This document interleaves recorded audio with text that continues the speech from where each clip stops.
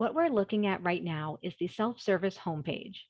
Once the university switches over to self-service completely, you'll be provided a link to the login page and you'll use your single sign-on credentials to access self-service.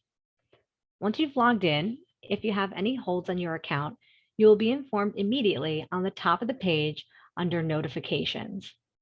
You will also be told who to contact to resolve the hold. So in this case, the student has a web registration hold and they're being told to contact their academic advisor to have that hold removed. Now, you may not have realized it at first, but you have already been using self-service to do things like view your financial activity, financial aid, and your grades. So when you logged into Web Advisor, the links for these functionalities redirected you to self-service. So pages like this should be something that you've seen before. The first new thing I'm going to show you is how to plan and register for classes. This part of the presentation is only for New Jersey students. Keep in mind that you will be registering for summer and fall 2022 courses using self-service. You will not be using Web Advisor. For the Vancouver students, nothing is changing about the way you register using self-service's student planning. For New Jersey students who have not seen this before, there are two different ways you can find courses to add to your potential schedule. The first way would be to use the course catalog. So you would get to the course catalog by clicking on Academics and then clicking on Course Catalog. As you can see, there are a lot of options to narrow this search down by, but we can also filter again after our results are generated. So I'm just going to pick a term and a subject. And then I'm going to click search.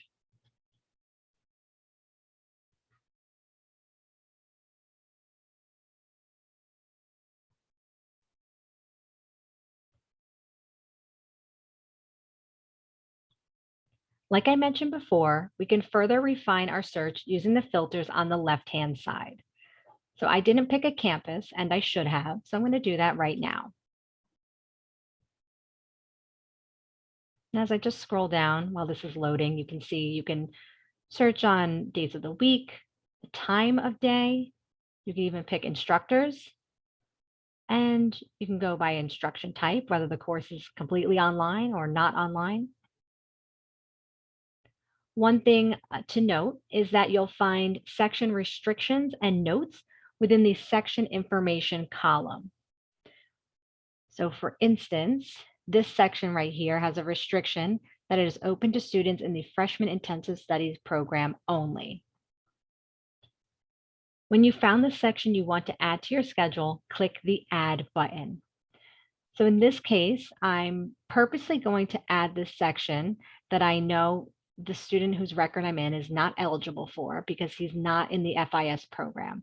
But I'm going to do that to show you what will happen. So let's go ahead and click Add and then click Add Section. You'll notice it does allow me to plan. And you can see that at this point, we have only planned the course. We have not registered for the course.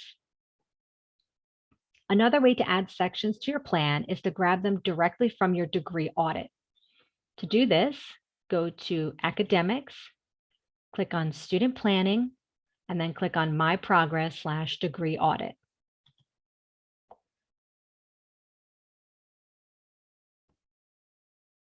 Scroll down a little bit and find the requirement you are looking to fulfill. So in this case, I'm going to try to fulfill the writing requirement.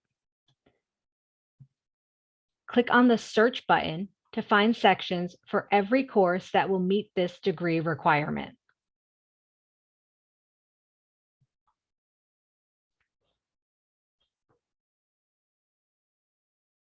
Narrow down your results using the filters on the left-hand side.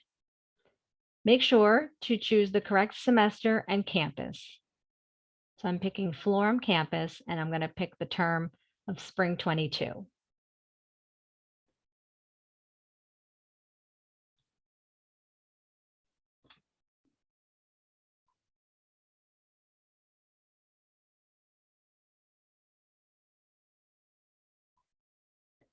Within the results, click on the gray bar that says View Available Sections for the course you're looking to take. Find a section that fits on your schedule and click Add Section to Schedule. I'm going to pick this one. Review the section details that pop up. If you wish to add this section to your schedule, then click Add Section. Now, to confirm the two sections that we've planned do in fact appear on our schedule, we would go to Academics, Student Planning, and then click on Plan and Schedule. So we can see here the two courses that I planned. This is the one that I planned through the course catalog, and this course is the one I planned through Degree Audit.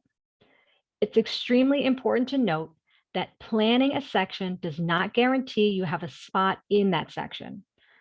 Planning also does not mean you are registered for that section. Planning, however, allows you to set up your schedule before your priority registration date. After all your classes are planned and any holds are removed, you can come back on your priority registration date to complete your registration.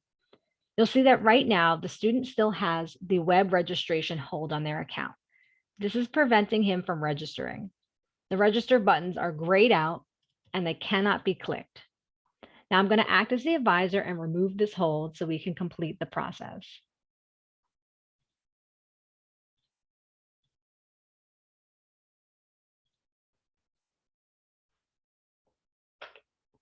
So I'm going to refresh the page and the hold should be gone. Okay, great. And you see the buttons are now blue and clickable. So to register for the courses that you have planned, click on Register for all planned courses. The first click brings up the registration agreement. Scroll down to the bottom to agree. You'll notice everything is still in yellow and still says that it's planned. That's because you need to click the register button a second time. The second click completes the registration. If it was successful, the course will turn green. If the registration failed, the course will remain yellow and an alert will pop up in the top right to let you know the problem. In this case, the student is not a part of the FIS program and therefore could not register for that section. The student would need to find a different section or pick a different course. Sections can be removed by clicking the X in the top right corner of the section and then click Remove. At this point in time, ignore the timeline and advising tabs until you receive further training on them.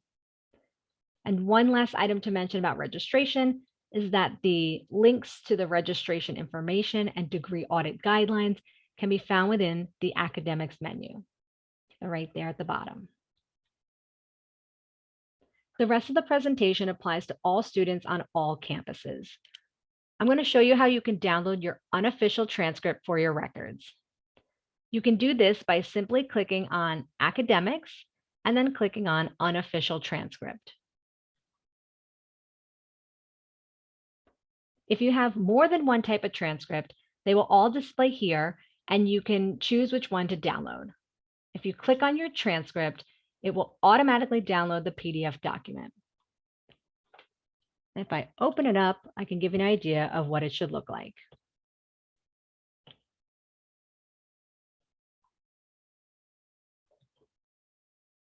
If you need to request an official transcript, then you can click on Academics again, and then click on Request a Transcript. This will take you to FDU's website with instructions on where and how to request the official copy. Now I'll show you how to set up your FDU alert information. Navigate to User Options and then to FDU Alert. Fill in the information, make any changes to the information that may already be there, and then click Submit when you are done. I'm going to make one change, click Submit, and then you should see a pop-up in the top letting you know that this was successful. For New Jersey students, if you want to add a contact to your FERPA release, then once again, go into User Options, and this time click on FDU FERPA Release. The note at the top of the page explains the significance of adding a FERPA contact. Essentially, FDU employees are allowed to speak to your FERPA contacts about your financial and academic records. Please read the note for specific details. To move forward with this process, you'll click on Add a Contact on the right-hand side. Fill in the contact's name, relationship, and the start date, the date that this will become effective.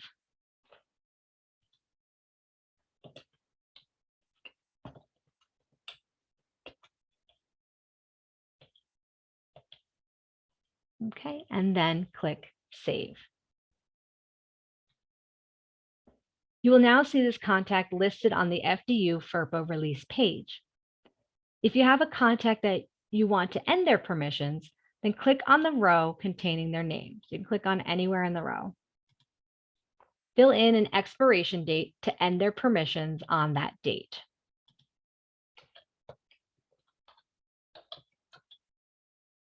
Then click Save. Repeat these steps to add or change other contacts. If you want to give someone access to log into self-service to view your financial or academic records, or to even pay your bills, then you will need to add them as a proxy. Go to User Options, and then click on View/Add Proxy Access.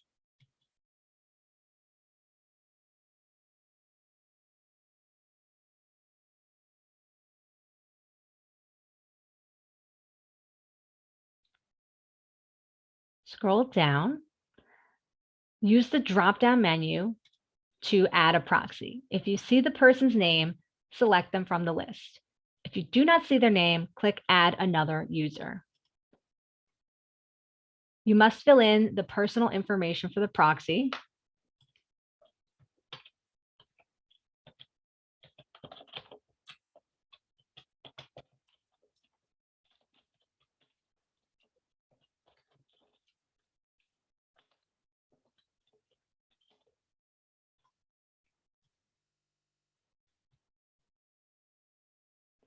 Then you can pick and choose what access you want to give this proxy.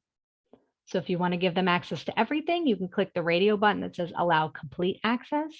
If you would like to pick and choose, then click on Allow Select Access and uncheck whatever options you want to uncheck. Down at the bottom, you must agree to the disclosure agreement and then click Submit. You'll be prompted to enter your single sign-on password again and click Submit. If you added a new user, you might get this pop-up message. If you do, just go ahead and click Continue.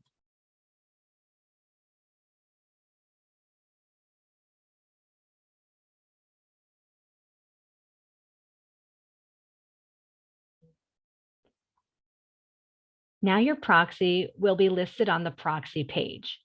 If you want to change a proxy's access at any time, simply click on the pencil next to their row. So all the way to the right, there are the pencils. Add or remove access by selecting the appropriate checkboxes. You can also remove all access entirely by clicking Remove All Access. So go ahead and make your changes, and then click Save to submit those changes. If you are going to give a proxy access to this Make a Payment option, you must also make them an authorized user in TouchNet, which is the payment site. So you can do this by clicking on